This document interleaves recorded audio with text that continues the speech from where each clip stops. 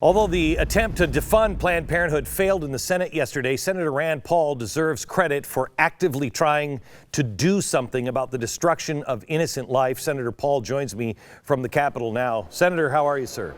Very good, Glenn. Thanks for having me. It is extraordinarily disturbing to me that we couldn't muster up enough, even Republicans, to stop this. That for some reason, the people in Congress or in the Senate don't see this as baby harvesting like I do and like you do. Well, I think the videos are incredibly disturbing, and when I heard about them using ultrasound to manipulate the baby into a position so it can be removed a little bit at a time so they can get at the baby's organs, kidneys, livers, and sort of the callous disregard by the doctor sort of saying, oh yeah, livers are popular. And, it's hard to hear that and for people not to realize these are coming from a fully formed baby. And I think we rarely get the debate in such sharp relief. We often have the debate where, the other side wants to call it tissue.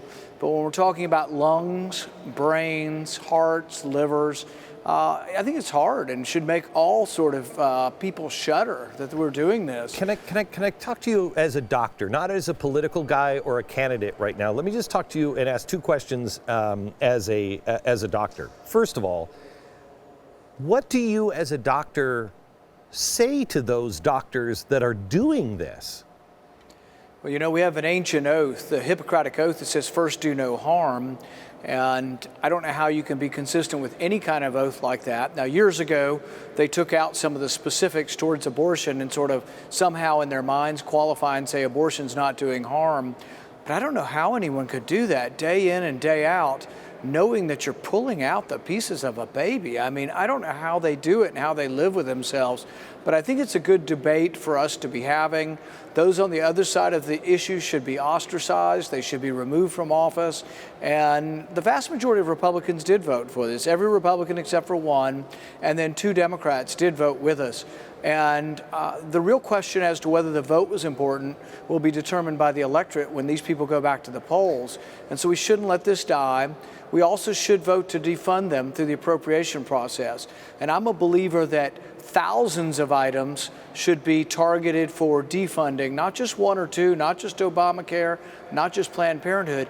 The power of the purse is Congress to direct funding. And we've gotten away from that to where people think, oh, it's extraordinary for us to tell the president that's actually our job to do that. So the other thing I want to ask you as a doctor is the argument on the other side is this is hurting. You're going after Rand Paul, and I heard this specifically. Rand Paul is going after women's health.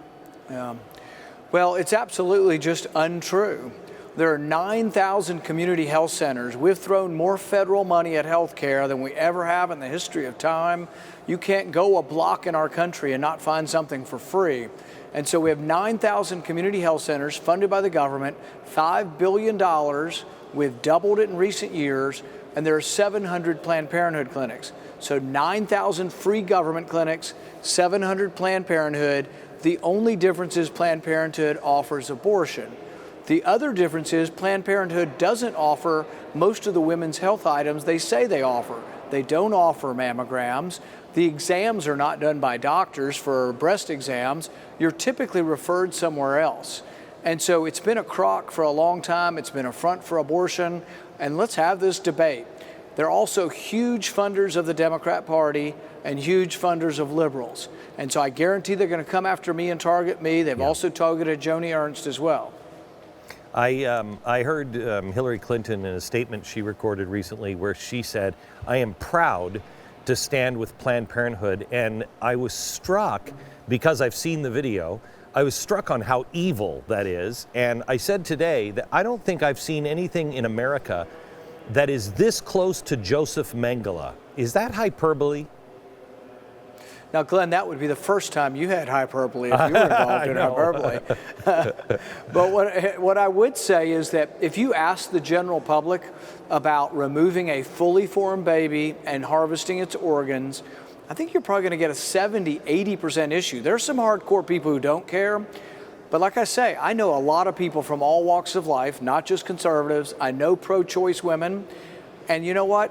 they're horrified by this. So when we're talking about a fully formed baby, the numbers go lopsided in our direction. It's a rare person who thinks fully formed babies ought to be taken out.